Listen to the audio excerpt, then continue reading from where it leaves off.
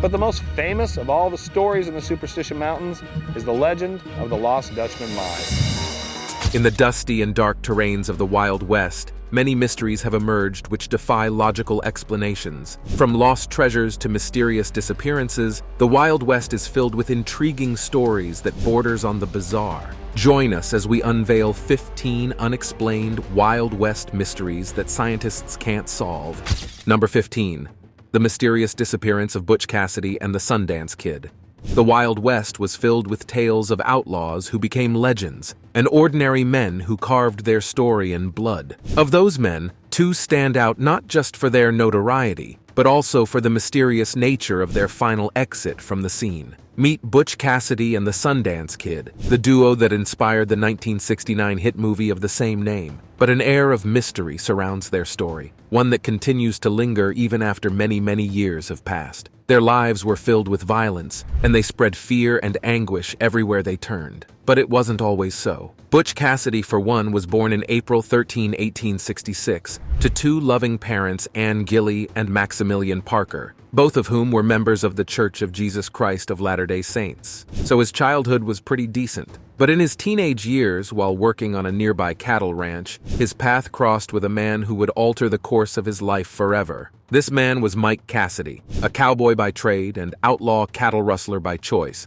Over time, the two became close, and it was Mike who initiated him into the lucrative business of stealing cattle. Before long, Butch began setting his sight on the lands far away, where he could be everything that he wanted to be, an outlaw. So he packed his bags, bid his mother farewell, and went on his way to pursue a life of crime. Life as an outlaw was tough, but Butch was a smart boy, and he knew how to take care of himself. As time passed by, Butch quickly rose in ranks, as he carried out more and more daring heists, including the infamous San Miguel Valley bank robbery of 1889. His life was marked by wins and losses, but everything changed in 1896 when Butch met a handsome young outlaw named Harry Longabaugh, also known as the Sundance Kid, and they formed an unlikely alliance. From then on, the duo, along with the gang known as the Wild Bunch, began carrying out a string of carefully planned robberies, racking in loot up to a staggering $35,000 per robbery. The group targeted banks and trains, and even robbed a coal company payroll. At one point, they became so notorious that they were blamed for every robbery in the Northwest. But by 1900, Cassidy appeared to be tired of life on the run. He approached a lawyer to negotiate a pardon,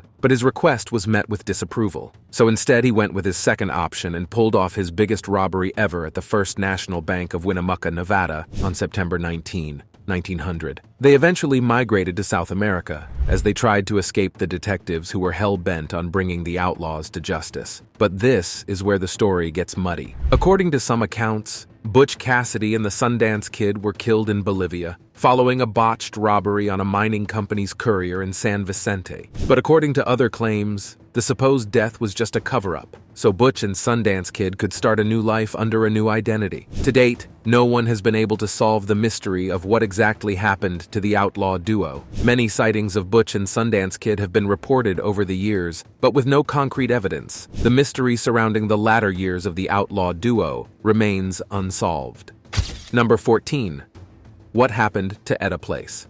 As the legacy of Butch Cassidy and Sundance Kid continues to inspire folklore and legends, we also shine the spotlight on another enigmatic figure who was also a part of the ragtag group of outlaws. Meet Eda Place, a woman famed for a level of notoriety that made even the men shudder. She was a graceful outlaw, mysterious, wild, and sophisticated. Some say she came from eastern Utah and grew up in the Castle Gate Price region, while others claim she was born in either New York or Pennsylvania. Just like every other aspect of her life, her origin story is also cloaked in mystery. But as she grew up, fate brought her in contact with Butch Cassidy and Sundance Kid, and she became part of their infamous group, the Wild Bunch. Place was also said to have been in love with Sundance Kid, and at some point, she even signed her name as Mrs. Eda Longabaugh. However, the real details of their relationship remain lost in the bowels of history. Driven by love for the outlaw, Place followed Sundance Kid on his journey to South America. She was there for the stick-ups, the highway robberies, and the cattle rustling. It was during one of these operations in Bolivia that many believe the notorious Eda Place was finally killed. But others believe that Place had miraculously survived on that day. and went on to lead a quiet life. Over the years, there were reported sightings about her location, including a time in 1909 when she was reportedly spotted in San Francisco. She would eventually slip out of sight, and the rest of her story remains shrouded in mystery. Number 13. The Servant Girl Annihilator. As we travel back to this fascinating time in history, we unveil another captivating mystery. However, this one comes with a dark twist. In a world where lawlessness was the order of the day, a man decided to unleash his terror on the people of Austin, Texas, beginning from December 1884 to December 1885. He was known as the Servant Girl Annihilator, and by another equally terrifying name, the Austin Axe Murderer, which is a reference to his murder method. It all began in the first few months of 1885, when a series of brutal attacks began to take place. Strangely, all the victims of the attack were female domestic servants. The very first victim was a woman named Molly Smith, whose life was violently snatched by the mysterious criminal on December 30, 1884. During the attack, Smith's boyfriend also sustained considerable injury, although he was able to walk away with his life. But the horrors didn't end there. On March 19, another woman named Clara Strand and her friend Christine Martinson were attacked by an unidentified individual, leaving them severely wounded. This was followed by another attack on May 6, where Eliza Shelley, a mother of 3, was attacked and killed by the mysterious assailant. Just a few days after this, another incident was recorded, this time involving Irene Cross, who was stabbed multiple times and left to bleed to death. Over the next few months, the Annihilator became bolder and more brazen in his attacks. And by the time he would eventually disappear in September 1885, he had left behind a trail of bodies that would make modern serial killers quake in their boots. His murder scenes were always so gory that many people began to wonder whether the attacks were carried out by a gang instead of just one person. He would leave axes, knives, and other weapons behind at these crime scenes, as well as a footprint with a missing toe. Sadly, the Annihilator was never caught. Even though many suspects were arrested, investigators couldn't pin the crime on anyone in particular. Until today, the identity of this mysterious killer remains unknown. Number 12. Legend of the Superstition Mountains. Deep in the heart of Phoenix, Arizona, there lies a legendary mountain so mysterious it continues to confound many explorers today. This is the Superstition Mountains, a place of intrigue and mystique where the line between imagination and reality becomes blurred. But what makes the mountains so special? According to legend, a rich gold mine is situated in these mountains, the location of which has been hidden for many, many years. It was a man named Jakob Waltz who is said to have discovered the mine. He was a German immigrant who was lucky enough to have stumbled on the precious loot, but he kept the location to himself, and when he died, he took it to his grave. Since then, many explorers and treasure seekers have embarked on the precarious journey to find the lost treasure. But even after years of scouring the nooks and crannies of the mountains, Dutchman's gold mine remains elusive. The saddest part of the whole story is that many of those who left their homes, their families, and everything they had known to pursue this dream of unlimited wealth never made it back. Many explorers lost their lives on these missions, and the more people that died, the more others trooped into the area. Each one of them believed they would be the one, but one by one they went back home with a broken heart and a broken dream. The only thing that has kept this search going was that sometimes explorers would find gold nuggets in the area. These very rare discoveries of gold nuggets encouraged many explorers to continue in their pursuit of the Dutchman's gold. But none of them have ever laid their hands on the real loot. Today, the Lost Dutchman's gold mine is recognized as the most famous lost mine in American history, and its influence has reached far beyond Arizona. Over the years, other stories have emerged about a new location of the Lost Dutchman's gold mine. For example, one is said to be in California and another in Colorado. Even in modern times, the legend lives on. Number 11. Belle Starr, the female outlaw.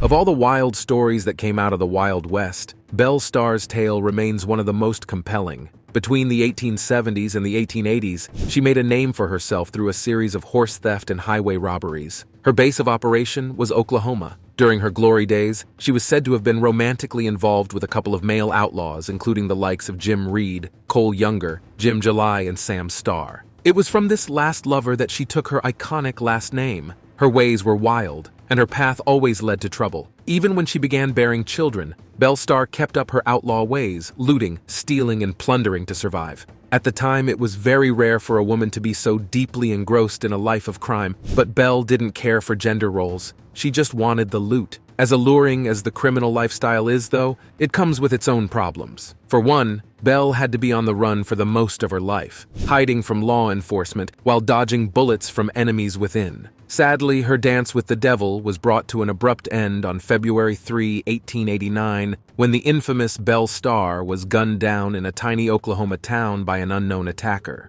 No one knows who did it, and narrowing down the suspect to one person was a tedious task. During her lifetime, the woman had gathered quite a lot of enemies, and in her line of work, that doesn't come as a surprise. Before her death, her reach had also spread to North Texas and Arkansas, where she had robbed wagons, held up general stores, and caused massive chaos every time she showed up. Because of this, finding Belle's killer became an impossible task. So impossible that today the case remains unsolved. Even though many fingers pointed to Belle's ex-lover Jim July, he was never tried. And then there was the neighbor who claimed he had done it, but the evidence against him didn't stick, and he was also let go. So the story of Belle Starr remains inconclusive. Hopefully, someday the mystery surrounding her killer's identity will eventually be solved.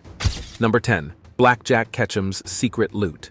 Another outlaw whose legacy is etched in the sands of time is Tom Blackjack Ketchum, one of the most violent men of the Wild Wild West. His brother, Sam Ketchum, was also an outlaw, and together they traveled across New Mexico, bringing chaos and mayhem along with them. Although Blackjack never bragged about it, he was said to have taken the lives of countless people across New Mexico. The extent of his crimes is covered in his court documents, which indicate that he was indeed a very violent man. Blackjack was eventually caught in the late 1890s and he was sentenced to hang in 1901. But Blackjack's murder spree isn't our focus here. The unsolved angle centers around a secret loot, the location of which has been lost to history. You see, a few years before Blackjack died, he was said to have buried a large treasure in the rural Chiricahua Mountains of Arizona. However, the exact spot where the treasure is buried remains unknown. Many treasure hunters have risked life and limb to search through the desert looking for caves and crannies. The hunt has become so popular that the room where Blackjack was said to have buried his treasure is now known as Room 44. Sadly, no one has ever found even a single penny of this treasure, making it all seem like a wild goose chase. But many remain hopeful, and a stream of explorers and treasure hunters continue to flood the place in search of the rumored treasure. Number 9. The Crater Lake Cabin.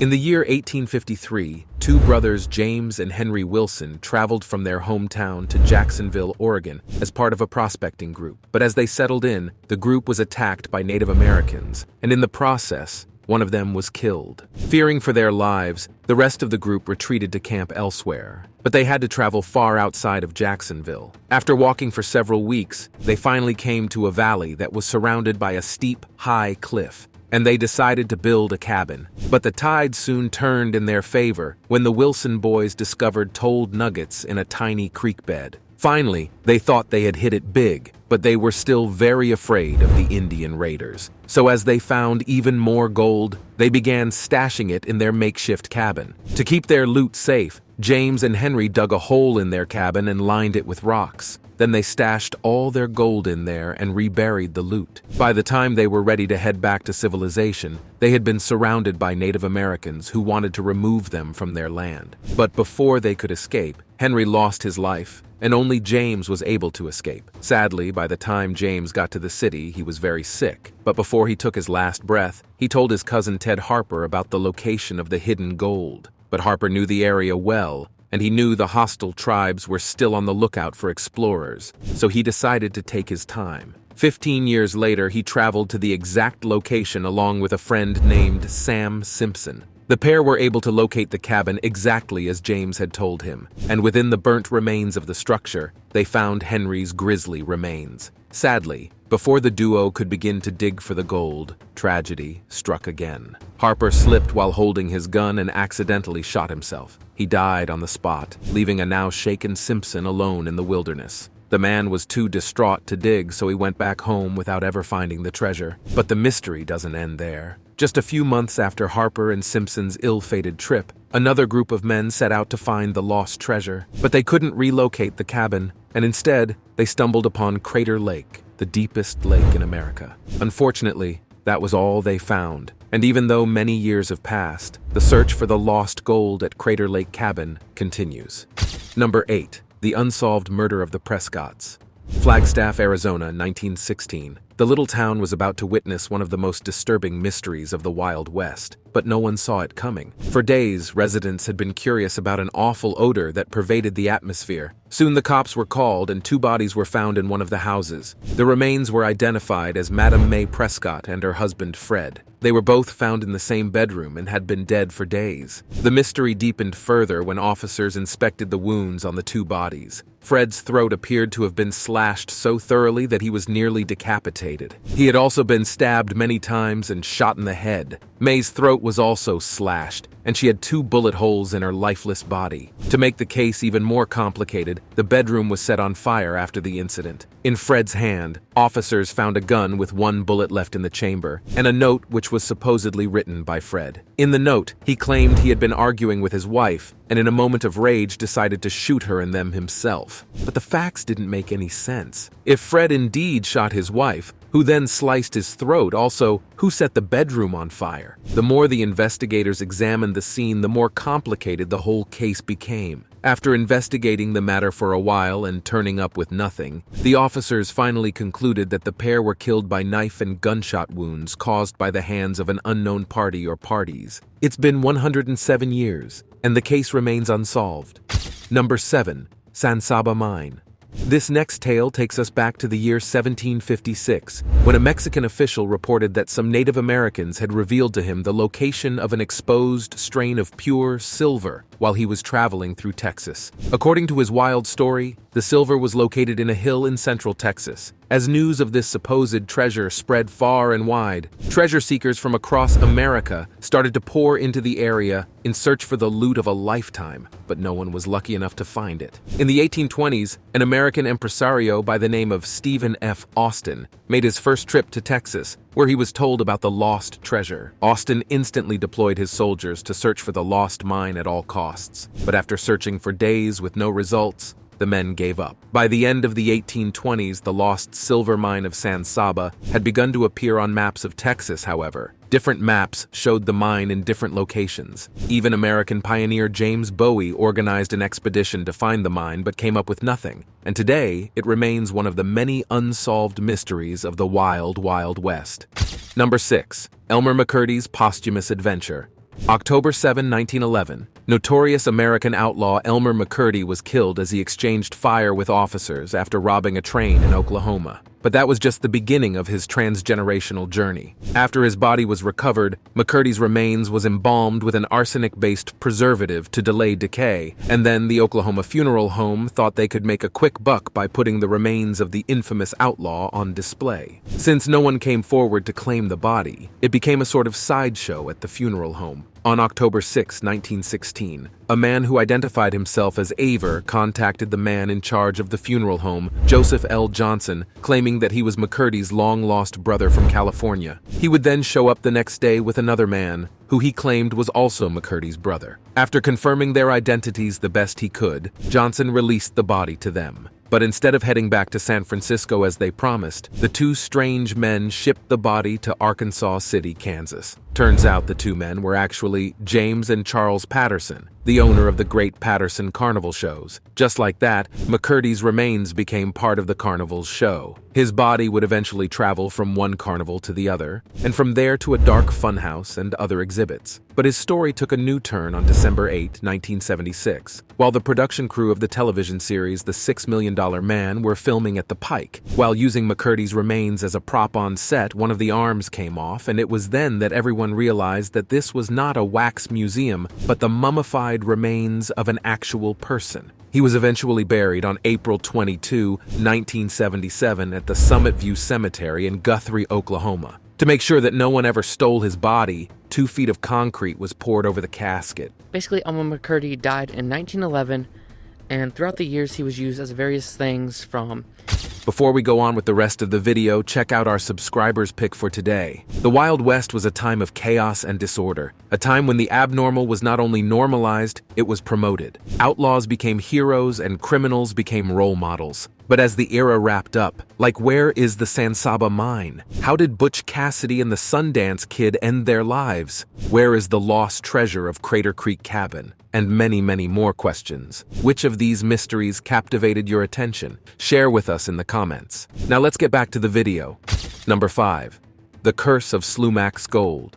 Slumax Gold, a special bounty whose allure has claimed the lives of many brave men. The story goes that in September 1890, a native man named Slumac shot another man, Louis B., to death in the presence of several witnesses. For about a month and a half, Slumac led the police on a wild goose chase, and one time, he even engaged the pursuing constables in a gunfight as he hid in the wilds. He would eventually surrender in late October that year, was taken to trial, and sent to hang in New Westminster in January 16, 1891. But that's not where the story ends. Legend says that before Slumac had his fatal encounter with the hangman, he would show up from time to time in frontier New West, his pockets filled with precious gold nuggets. After his death, many people began to speculate about the source of his gold nuggets. Many of the fingers pointed in the direction they had seen the outlaw take from time to time, but no one ever knew where he was going. Then there was the infamous last words he uttered before taking his final breath.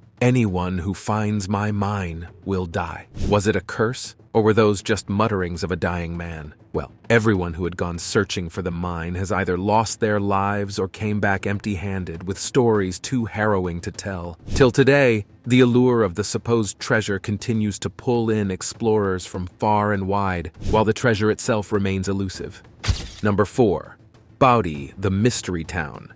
Located in central California next to the majestic Sierra Mountains, the ghost town of Bodi sits like a time capsule, transporting every visitor into a time before modernity killed the spirit of the Wild West. The town is so vast that it has been recognized as the largest unrestored ghost town in the United States. Bodi, just like many towns in the Wild West, was born out of a gold rush. It was the discovery of a profitable vein of gold in 1876 that attracted countless treasure seekers to the area. Before long, the settlement had grown into about 2,000 structures with roughly 8,000 inhabitants. But as it is with every mining town, the earth can only give out so much. Soon, the treasure that called many was drained, and the population began to dwindle as everyone rushed to the next booming spot. By 1915, the town had become designated as a ghost town, and in 1961, Bodi was designated a National Historic Landmark. It currently receives over 200,000 visitors every year.